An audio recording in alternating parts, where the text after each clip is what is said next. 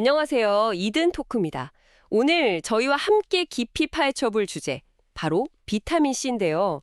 마침 청취자분께서 비타민C 효능, 특히 면역력과의 관계가 궁금하시다면서 관련 연구자료 두 편을 보내주셨어요. 하나는 2006년 논문인데 비타민C랑 아연의 면역 효과에 대한 거고요. 다른 건 2017년에 나온 비타민C와 면역기능 리뷰 논문입니다. 이 자료들 보면서 비타민C가 우리 몸, 특히 면역 체계에서 어떤 역할을 하는지 핵심만 좀 명확하고 재밌게 이야기 나눠볼게요. 네, 반갑습니다. 보내주신 자료들 보니까 비타민C, 이게 생각보다 우리 몸 방어 시스템에서 정말 다채로운 역할을 하더라고요. 단순히 괴열병 예방, 이 정도 수준이 아니었어요. 맞아요. 저도 보면서 놀랐는데 두 자료 다 공통적으로 강조하는 게 비타민C가 사람한테 꼭 필요한데 몸에서 스스로 만들지는 못한다. 그래서 반드시 먹어야 한다. 이거잖아요. 이게 부족하면 그냥 뭐 병에 좀 잘 걸린다 정도가 아닌 거죠. 네, 맞습니다. 심각하게 부족하면 당연히 괴열병이 오고요. 또 면역력이 떨어져서 감염에 아주 취약해지죠. 근데 비타민C의 역할은 그 이상이에요. 가장 잘 알려진 건 역시 강력한 항산화 기능, 그러니까 세포가 활동하면서도 생기거나 아니면 외부 독소, 오염물질 때문에 생기는 활성산소 있잖아요. 거기서 세포를 보호해주는 거죠. 활성산소 차단막 같은 거군요. 네, 그렇죠. 특히 감염되거나 스트레스 받으면 몸속 비타민C 농도가 확 떨어지는데 이게 면역 반응 중에 엄청나게 소모된다는 증거죠. 그리고 또 중요한 게 여러 효소들의 조력자 역할이에요.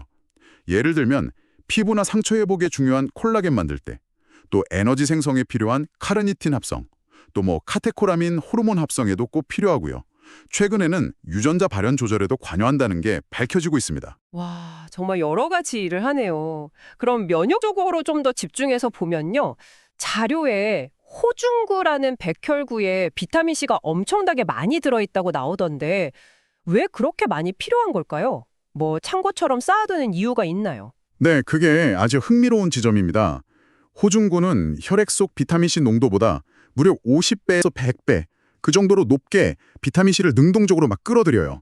왜냐하면 이 호중구가 침입한 세균이나 병원균을 죽이려고 스스로 강력한 활성산소, 그러니까 일종의 화학 무기를 뿜어내거든요.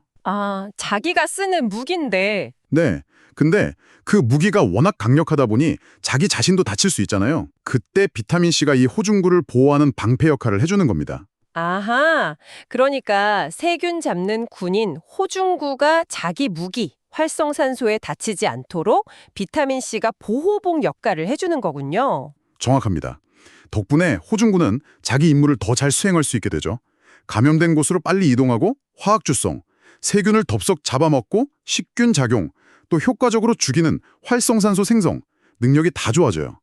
비타민C가 부족하면 이 기능들이 다 떨어지고요. 그럼 공격력만 높이는 게 아니네요. 네, 여기서 더 나아가서 비타민C는 임무를 마친 호중구가 깔끔하게 제거되도록 돕습니다. 정상적인 세포사멸, 즉 아포토시스를 유도하고 대식세포가 이걸 잘 치우도록 하는 거죠. 이게 왜 중요하냐면 수명이 다한 호중구가 제대로 처리 안 되고 그냥 터져버리면 괴사, 오히려 주변 조직을 손상시키고 염증을 더 심하게 만들 수 있거든요. 와, 공격부터 수습까지 다 관여하는 거네요. 정말 중요한데요. 그럼 이게 실제 우리가 겪는 감기나 폐렴 같은 질병에는 어떤 영향을 주는지 청취자분들도 이게 제일 궁금하실 것 같아요. 연구 결과는 어떤가요? 네, 자료에 제시된 여러 연구, 특히 메타 분석 결과들을 보면요. 일단 일반 감기의 경우 매일 200mg 이상 비타민C를 예방 차원에서 꾸준히 먹는 게 감기 발생률 자체를 막아주지는 못했어요. 걸리는 걸 막지 못하는군요. 네, 하지만 감기에 걸렸을 때 그 지속 기간을 줄여주고 성인은 약 8%, 어린이는 13.5% 정도 증상의 심각도를 완화하는 데는 꽤 일관되게 효과가 있었습니다. 물론 마라톤 선수처럼 아주 극심한 신체적 스트레스를 받는 사람들은 발생률 감소 효과도 일부 나타나긴 했고요. 그럼 감기 걸린 다음에 먹는 건 어때요? 고용량으로? 증상 나타난 후에 치료 목적으로 고용량을 투여하는 것의 효과는 좀 덜 명확합니다. 연구마다 결과가 좀 갈리는데 그래도 일부 긍정적인 결과가 보고된 연구들도 있었어요. 폐렴은 어떤가요? 폐렴의 경우는 좀 더 긍정적인 결과들이 보였는데요. 특히 원래 비타민C 수치가 좀 낮았던 노인 환자들이나 특정 그룹에서 비타민C를 보충했을 때 입원 기간이 줄거나 증상이 개선되는 효과가 관찰됐습니다. 이게 뭘 의미하냐면 감염이 되면 우리 몸에서 비타민C 요구량이 확 늘어난다는 거고 이럴 때 보충해 주는 게 회복에 도움을 줄 수 있다는 거죠. 아, 그렇군요. 첫 번째 자료에서는 아연 이야기도 같이 나왔었죠. 아연도 면역이 중요하다고? 네. 아연도 면역 기능, 특히 선천 면역이나 T세포 기능에 중요하죠.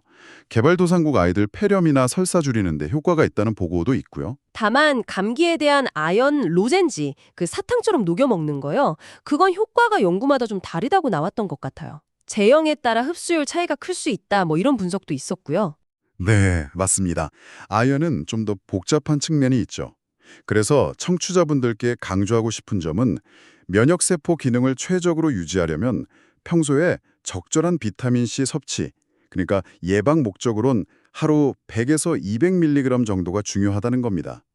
하지만 실제 감염 상황에서는 몸의 대사 요구량이 확 늘어나니까 훨씬 더 높은 용량, 그램 단위가 필요할 수도 있다는 거죠.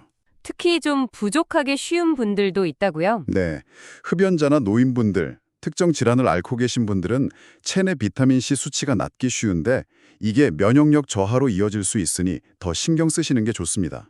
결국 정리해보면 비타민C는 우리 몸의 면역군대가 최전선, 피부 장벽부터 시작해서 백혈구가 잘 움직이고 잘 싸우고 또 염증 반응을 적절히 마무리 짓도록 돕는 아주 핵심적인 지원군, 조력자라고 할 수 있겠네요. 네, 정확히 요약해 주셨네요. 보내주신 자료들은 비타민C가 면역 방어의 정말 여러 단계, 피부 장벽부터 백혈구의 이동, 탐식, 사멸, 그리고 항산화 보호까지 아주 필수적인 역할을 한다는 걸 잘 보여주고 있습니다. 평소에 적절히 섭취하는 게 기본이고 아플 때는 더 많은 양이 필요할 수 있다는 것, 이게 핵심 메시지죠. 마지막으로 청취자분들과 함께 생각해 볼 점을 하나 던지고 싶은데요. 네, 어떤 걸까요? 최근 연구들은 비타민C가 이런 즉각적인 효과뿐만 아니라 후성 유전학적 조절, 그러니까 유전자 발현 방식을 미세하게 조절해서 면역세포가 어떻게 발달하고 기능할지에 장기적인 영향을 줄 수도 있다는 가능성을 제시하고 있어요. 꾸준한 비타민C 섭취가 어쩌면 우리 면역 시스템 자체를 더 잘 프로그래밍하는 데 기여할 수도 있지 않을까 하는 거죠. 참 흥미로운 질문인 것 같습니다. 와, 유전자 수준에서의 조절 가능성까지 앞으로 더 밝혀질 내용들이 기대되네요. 오늘 비타민C에 대한 깊이 있는 이야기 정말 잘 들었습니다. 감사합니다. 네, 감사합니다.